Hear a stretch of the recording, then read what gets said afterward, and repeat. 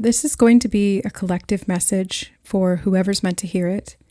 There's been some energy channeling through messages regarding the witch wound, also known as the persecution imprint, specifically to do with the repression of one's own magic and the abandonment of the self, and specifically the magical self. Now, this also applies to being unable to access or being tripped up by things masquerading as the intuition, and feeling lost in chaos.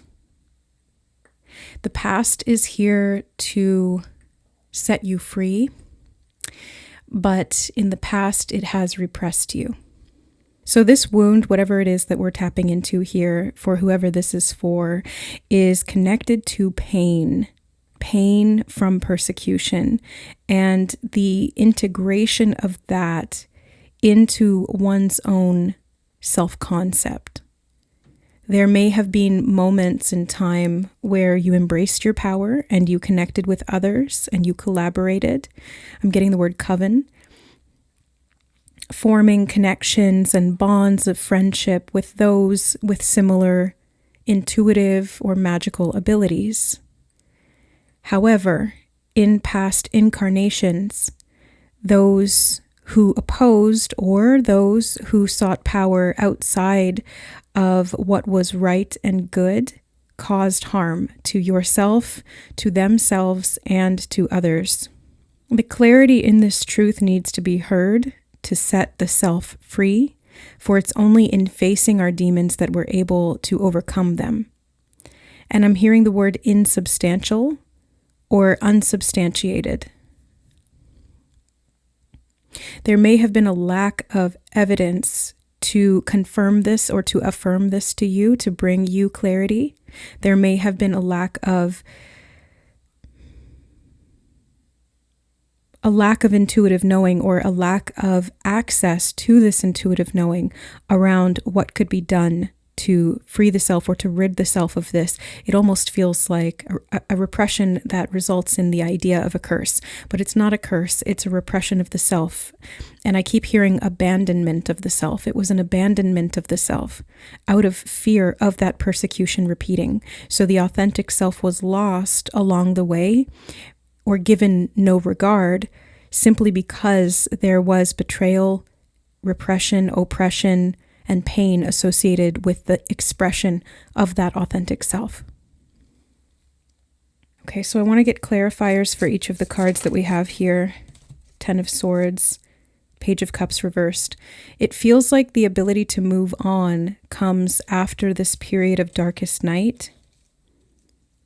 The lack of clarity, the lack of forgiveness, the lack of awareness of what actually was done, 333, is what resulted in the continuation of this.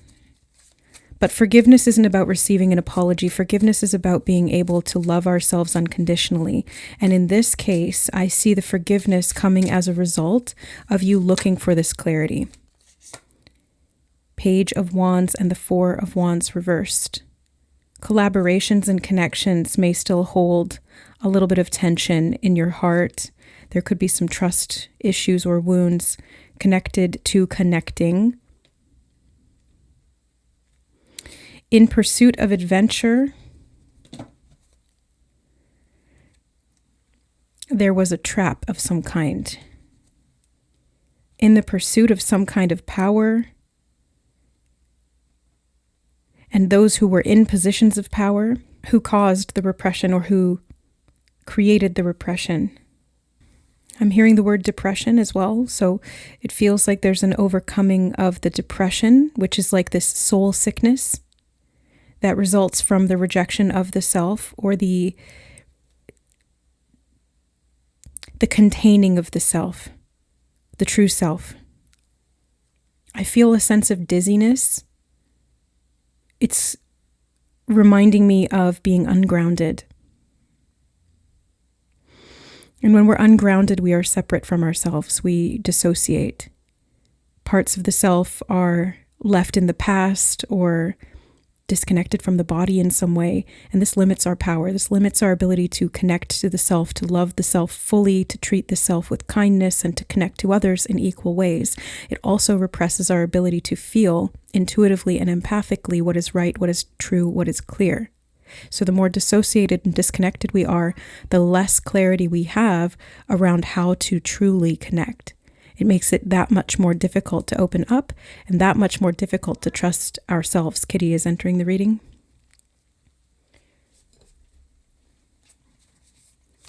Kitty is for confirmation, and she's here with us. She's a familiar, so to speak. Something familiar to you. We have the maiden mother crone, and the judge. Now, the only one who is truly the judge, jury, and executioner here is God, Source, Creator. And you are an extension of that. You are in control of your universe, your reality, your energy body, the shaman. You are here to heal yourself.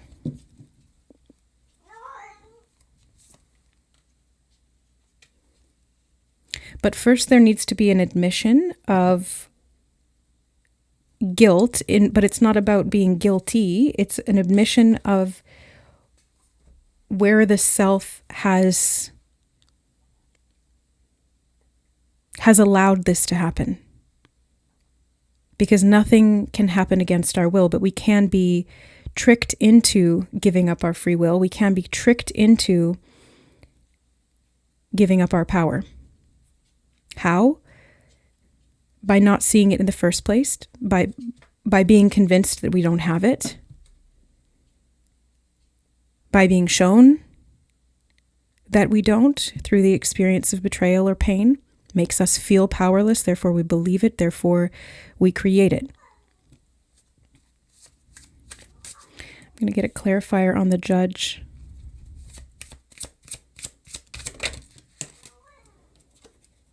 Seven of Cups reversed. I'm hearing cleared of all debts, cleared of all charges. The illusion, the confusion, the delusion, all of that is lifting. Something about it residing in your heart, where you harbored it, where you held on to that pain, clearing that out now. Okay, we're going to take all of those. Kitty.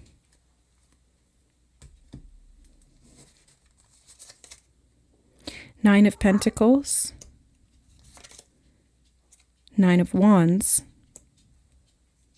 99, the ending of a cycle, yes, and then Judgment, the judge.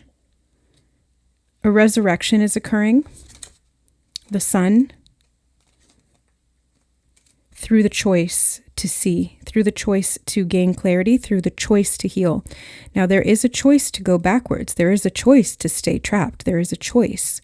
But if you don't want that, then you don't have to choose it. And the way that you don't choose it is by believing in something different. It's by opening your heart. It's by choosing to heal, to forgive yourself, to let go, to release yourself from the burdens that were carried.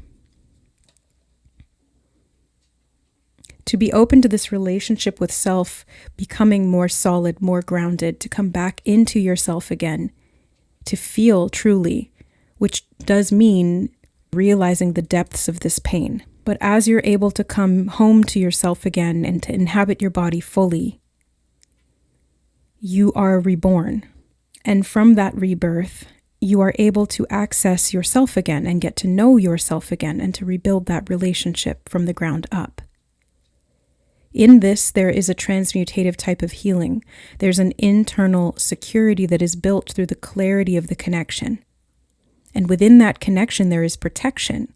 Because when that channel is clear, the connection to yourself doesn't lie. And it's only in those moments of self-denial or ego rationalization that we put ourselves back in that box of disempowerment. It's only by having to make sense of things in a way that the intuition is not able to relay information that does make sense sometimes that we have to trust. We have to choose to trust. But it starts with ourselves. And then it extends to the other people, and then it extends further out into the world. I want to get the astro dice here as well. Fourth house, home, family, security. Aries, the self. And Venus, healing, prosperity. So Venus and Aries in the fourth house. I feel like this is you taking up your charge again, being able to put yourself back into your power to start over, to feel secure, to be able to heal, to be able to receive. Because in that reception, there's innocence.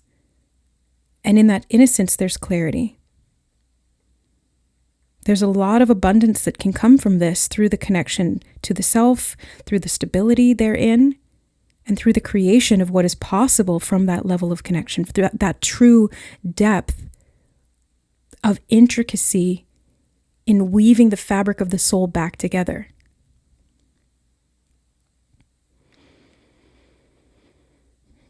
Now, there may be a need to step out into your own power once again, to show up in the world in a different way, really truly wielding this gift of self, really truly honoring this gift of self, accepting this gift of self, and knowing the magic within it.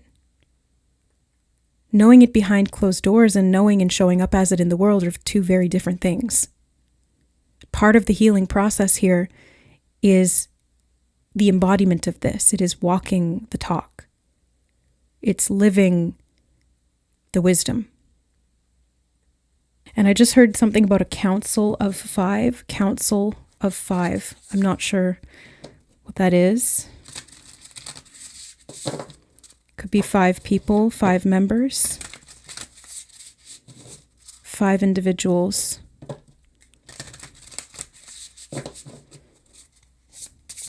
You get to choose who you invite to your party.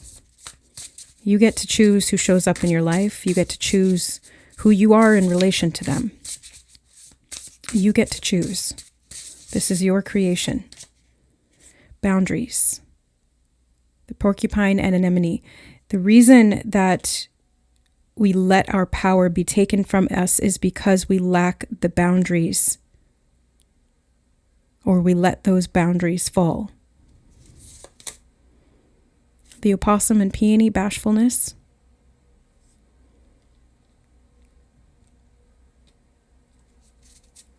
The coyote and datura, deceit.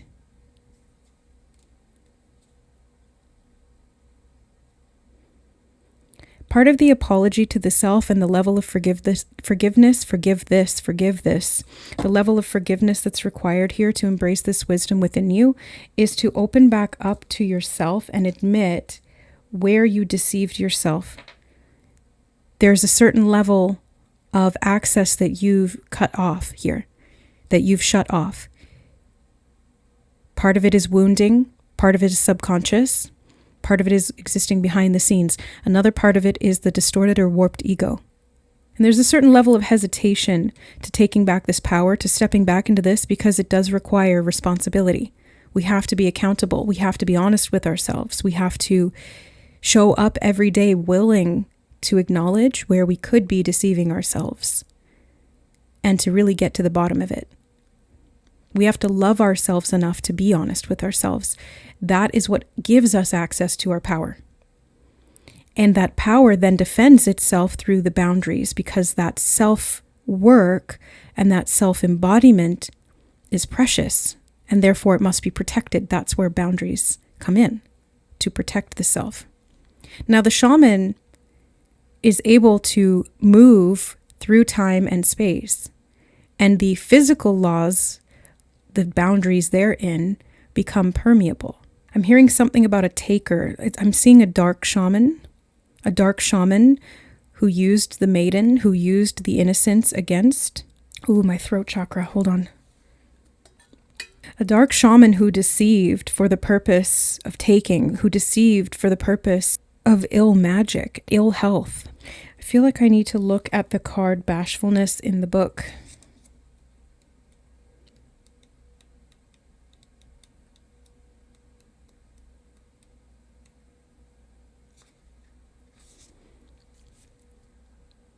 To play possum is to remain quiet and still when faced with danger.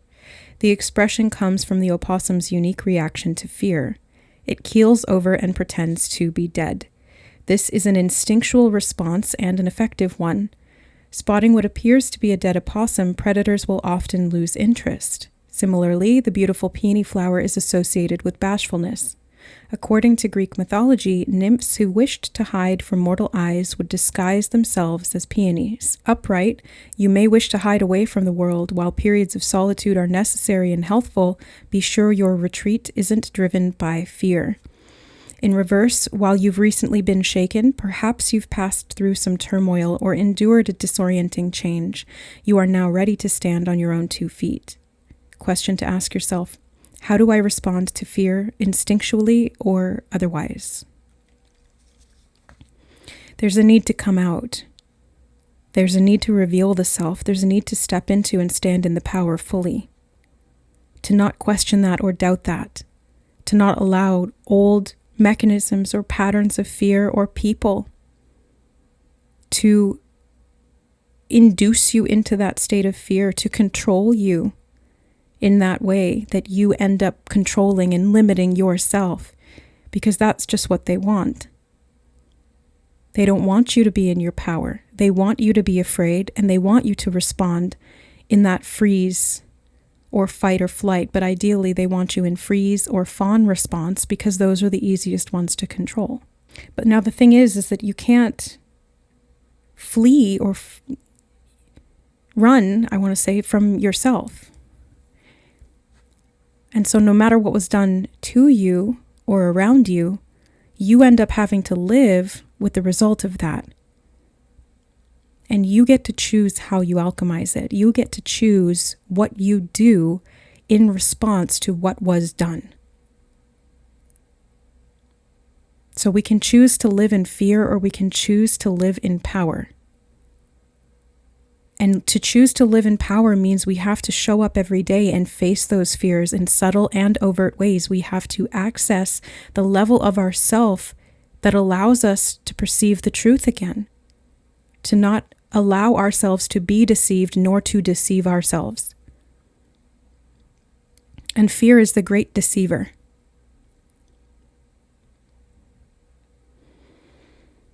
So you have to choose to receive so that you can free yourself from this pattern. Okay. Let's get some final closing messages here. Something about a split within the self, needing to repair the damage that was done, to reconnect. So building self-trust is the game plan. That's step number 1. Glimpse.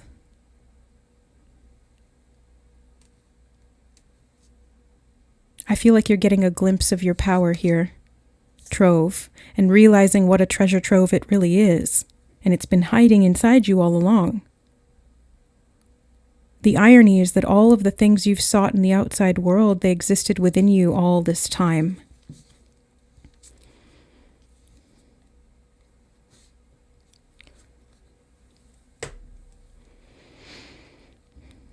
You have everything you need. You are everything you need. You can heal. You can stand up and fight. You can create a comfortable living space for yourself. You can go out into the outside world and get things done. You can show up and really stand in your magic. And you're blessed by the ability to constantly and continually renew yourself every time that you fall down again, or you lose sight of that power, or you forget to apply those boundaries to protect the self, or you become fearful and start to self-deceive, to believe that you're not powerful. You have the choice each time to get back up again. You have the choice. That is your power. That is your magic. That is your alchemy. In the face of fear, I hope you choose to stand and fight for yourself and for what's right. I love you. Thank you for being here. That's the message. I'm going to leave it there. Take what resonates, leave the rest. May you be blessed in your healing journey. Much love. Bye.